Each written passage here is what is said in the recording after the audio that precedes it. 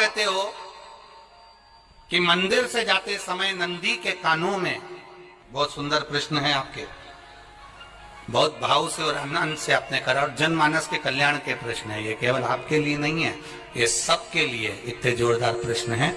जो गलती भी करते होंगे तो उसको सुधार सकते।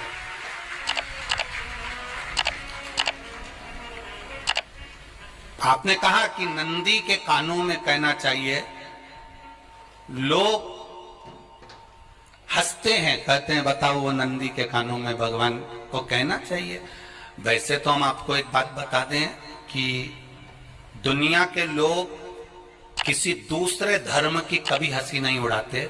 दुनिया के लोगों को दूसरे का धर्म अच्छा लगता है। दुनिया के लोग सबसे ज्यादा हंसी उड़ाते हैं तो हमारे सनातन धर्म की ही उड़ाते हैं, और जी खुद उड़ाते हैं, दूसरा उड़ाने वाला नहीं होता। दूर के ढोल हमें समझ में आते हैं, उसका धर्म हमें समझ में आ गया, उनका क्या है, ऐसा है, आओ कुछ नहीं, उनके धर्म में, सनातन धर्म हमें बुरा लगने लगा। अरे भाई, लोग कहते हैं कि नंदी के कान में कहते हो, ये कोई हमारे पुराणों में या शास्त्रों में लिखा है? भगवती बहन साहू, आपको धन्यवाद देना चाहूंगा और एक बात कहना चाहूंगा,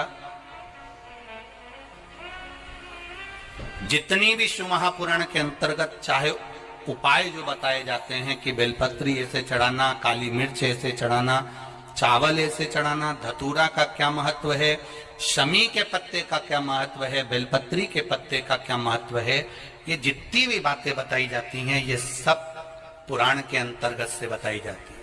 अब दुनिया के लोग इसको चाहे टोटका कह दें, चाहे दुनिया के लोग इसे टोना कह दें, पर पुराण से हटकर कुछ नहीं।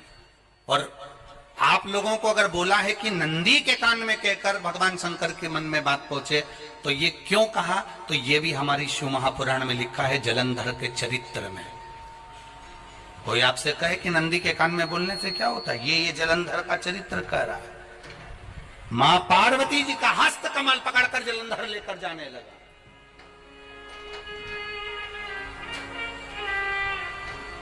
वृंदा का पति लेकर जा रहा।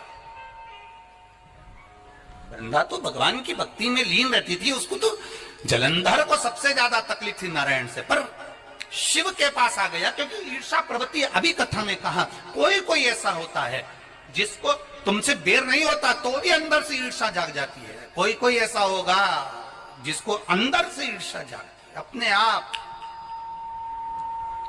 अपने आप अंदर से ईर्षा जागती है, उसका कोई बेर नहीं, पर ईर्षा जाग गई, भीतर से ईर्षा जागा। ना आप उससे मिले हो, ना कभी वो आप उसके सामने बैठे हो।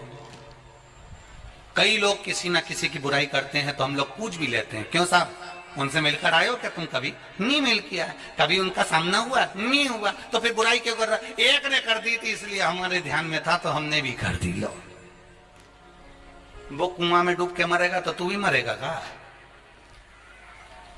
नहीं। नंदी सामने बैठा है, गणेश जी को मालूम पड़ गया, कार्तिकेय को मालूम पड़ गया, मां पार्वती जी का हस्त कमल जलंधर ने पकड़ लिया और लेकर चला। मालूम पड़ गया, तब नहीं रहा गया। गणेश जी को क्रोध आ गया और गणेश जी महाराज आए, शिव जी को जगाने लगे, पिताजी पिताजी पिताजी कर कर जगाया, उठो पिताजी, पिताजी उठिए, पिताजी जागिए, पिता को जगा रहे हैं। भगवान शंकर नहीं उठे, तप में लीन थे। क्या करें हम, के पास में इतना बल है, इतना बल है, और पिता की आज्ञा नहीं होगी तो हम कैसे मार देंगे इसको? मारने को तो मार देना। मां ने आज्ञा करी थी कि जलंधर उसको तारकासुर को मार दो, तो कार्तिक ने तारकासुर को मार दिया। शिव जी की आज्ञा नहीं तो हम इसको कैसे मारें? क्या करें? सब कुछ गणेश जी ने देख लिया। शंकर जी के ऊपर बहुत बहुत बहुत बहुत प्रार्थना कर कर देख ली, पर शंकर जी नहीं जागे। तब आखिरी में विनायक ने, गणेश ने, जितने लोग आस्था चैनल पर कथा सुन रहे हैं, जितने लोग फेसबुक यूट्यूब पर कथा सुन रहे हैं, इस बात को याद रखना कि नंदी के कान में कहने से क्या होता है वो इस कथा से सीख लेना। आखिरी में गणेश जी को लगा किसको कहूं, शंकर जी भी तप में है, नंदी भी तप में है, मैं किसको कहूं। शिव जी को कह कर थक गया, पिताजी को बोल बोल कर थक गया। पिताजी जाते हैं, अब मैं किसको कहूं ये बात, किससे कहूं।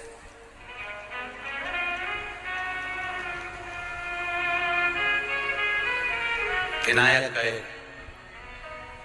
सीधे अब नंदी के पास।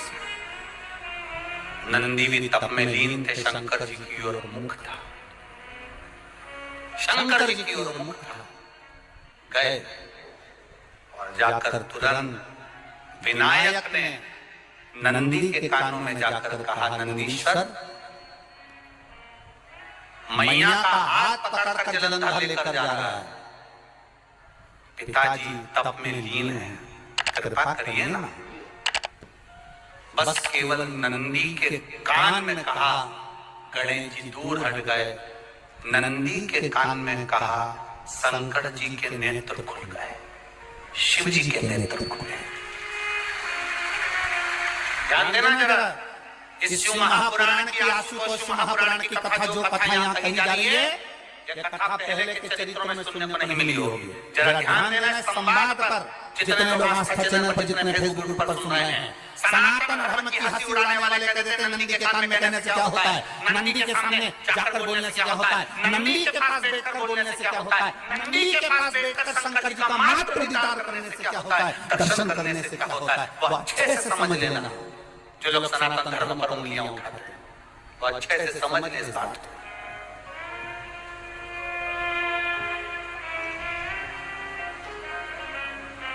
क्या होता है, नंदी तप में नहीं, शिव जी तप में नहीं, शिव नहीं उठ रहे। विनायक ने नंदी के कान में जाकर कहा, नंदी के कान में जाकर कहा, नंदी के नेत्र नहीं खुले। नेत्र किसके खुले? जम के बोलो, महादेव के खुले, शिव जी के खुले। ये मन का तार, नंदी शंकर की आराधना कर रहे थे, शिव अपनी भक्ति में डूबे थे। यहाँ कहा, यहाँ पहुंचा, जो दिल में था उस तक बात पहुंच गई। नंदी के दिल में शिव थे, तुम कहे, नंदी ने शंकर तक बात पहुंचा दी। वो सूत्र जो बंधा था दिल से दिल तक का पहुंच गया। वो सूत्र जो दिल से दिल तक बंधा हुआ था, मन से बंधा हुआ था, खबर वहां तक पहुंच गई, खबर पहुंच गई। उसको जान लुटाइए, ये मौका मिला है आनंद का, दिल से प्रेम लुटाओ। नंदी से कहा, नंदी ने देवज्ञ महादेव से नहीं कहा, केवल नंदी आंख बंद कर बैठे थे, कहते से ही भगवान गणेश के शब्द शिव जी तक पहुंच गए। शिव जी के नेत्र खुल गए और उन्होंने जलंधर के पास पहुंचकर पार्वती जी का हस्त कमल छुड़वाया।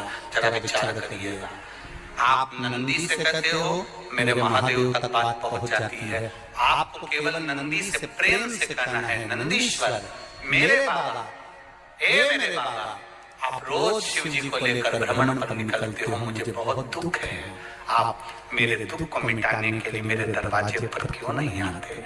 नंदीश्वर से कहा, शिव जी तक बात पहुंच जाएगी, शंकर के नेत्र आपके लिए खुल जाएंगे और महादेव आपके यहाँ खड़ा, मेरा महादेव आपके पास में खड़ा।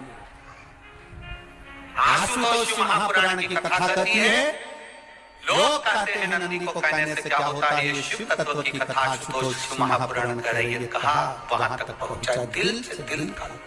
जो भगवान नंदी के कान में कुछ कहता रहता है, बोले हो कहीं सीधे बोल देते हो क्या जाता है? नंदी के कानों में कहने का भी तरीका है। आप लोगों को मालूम होगा वो तरीका? नहीं मालूम? बेलपत्री की जो डंडी रहती है ना, बीज का जो भाग है, ध्यान देना है सर, ये बीज की जो डंडी है, फिर से देखिए बेलपत्री के 2 पत्ते और उसके पास में जो बीज की जो डंडी का दिख रहा है आप लोगों को, ये 2 डंडी, ये बीज की 2 पत्ती, उसके बीच में जो 2 डंडी का भाग होता है। जब हम देवादिदेव महादेव से कोई बात कहने वाले होते हैं ना कि बाबा बहुत दुखी हूँ, बाबा बहुत तकलीफ चल रही है, बाबा मैंने कंपटीशन एग्जाम में परीक्षा दी है, बाबा मेरे जीवन में ये तकलीफ हो रही है बाबा, तब इस बेलपत्री की जो ये डंडी होती है, इस उंगली से, इस अंगूठ से इस डंडी को पकड़ा जाता है और बाबा के कर्ण में कहने से पहले ये हाथ को नंदी के ऊपर रखकर फिर हम बाबा के नंदी के कानों में कहते हैं और चलते समय इस बेलपत्र को अशोक सुंदरी की जगह पर चढ़ाकर वापिस सजाते हैं। देवादिदेव महादेव को पार्वती की बात माननी पड़ती है और वो कहना है। ये बेलपत्र की महत्व, ये जितना फल एक बेलपत्र की पत्ती में उतना की उतना फल हम आपसे फिर कहेंगे। कभी मौका मिल जाए जिंदगी में, कभी तुम्हारे जीवन में अगर मौका मिले और कहीं बेलपत्री का वृक्ष मिल जाए जिसकी छांव तुम्हारे ऊपर पड़ रही हो, तुम्हारे ऊपर अगर बेलपत्री की छांव पड़ रही हो, उसके नीचे बैठकर कभी मौका मिले एक बेलपत्री का पत्ता मात्र रखकर आप शिव जी का नाम लेकर जल भी अगर समर्पित कर रहे हो ना, तो वो 12 ज्योतिर्लिंगों को जल चढ़ाने के बराबर है। एक बेलपत्री का पत्ता, एक बेलपत्री का वृक्ष, एक बेलपत्री के वृक्ष की छांव हमारे जीवन को कृतार्थ कर देती है। कभी शंकर के मंदिर में जाओ, शिव जी का पूजन करके वापिस आओ, तो शंकर भगवान के मंदिर में जो बाहर नंदी रहता है, उसके कानों में ओम नमः शिवाय बोलकर अपने मन की कामना उसके कानों में बोलकर आप आ जाइए, आपकी कामना पूरी हो जाती है। नंदी का ईश्वर भगवान का स्मरण करिए। अगर 7 बेलपत्र आप शंकर को समर्पित करते हो, तो 1 बेलपत्र नंदी भगवान की तरफ से अवश्य समर्पित करो। नंदीश्वर भगवान शिव को समर्पित, एक बेलपत्र नंदी के ईश्वर की ओर चले। और बहुत ध्यान दीजिए महाराज, अगर कोई काम अटक रहा है, नहीं हो रहा, बहुत प्रयास करा, तो भगवान शंकर के मंदिर में 5 बेलपत्र चढ़ाइए। और शंकर भगवान की जो छोटी लड़कियां है, अशोक सुंदरी, आपको बताया था ना, अशोक सुंदरी का स्थान, भगवान शंकर की 6 लड़कियां हैं, उसमें से सबसे छोटी लड़की अशोक सुंदरी की जगह पर एक बेलपत्र चढ़ाइए। फिर एक बेलपत्र नंदी के ईश्वर पर चढ़ाइए और नंदी के ईश्वर पर चढ़ाने के बाद भगवान शंकर के मंदिर के बाहर चौखट पर जल लगा दीजिए साइड में और फिर अपने घर पर आ जाइए। आपका कार्य सफल होना प्रारंभ हो जाएगा। नंदी के भगवान नंदी के ईश्वर का स्मरण कर लेने पर जीवन आनंद से अनुभूति करता है, आनंद से भगवान नंदी के ईश्वर का पूरी दुनिया में केवल एक केदारनाथ ही ऐसा है जहां पर ओम कुंड विराजमान है। कौन सा कुंड वहां पर? ओम। जो बच्चा हलाता है, तोतला बोलता है या गूंगा होता है, जिसकी वाणी नहीं होती, वो अगर ओम कुंड पर जाकर ओम बोलने का प्रयास करता है, तो जितनी देर तक उसके मुंह से धुंध की आवाज निकलती है, उतनी देर तक ओम कुंड में से पानी का बुलबुला निकलता रहता है। और 7 या 8 बार बोलने से व्यक्ति हकलाने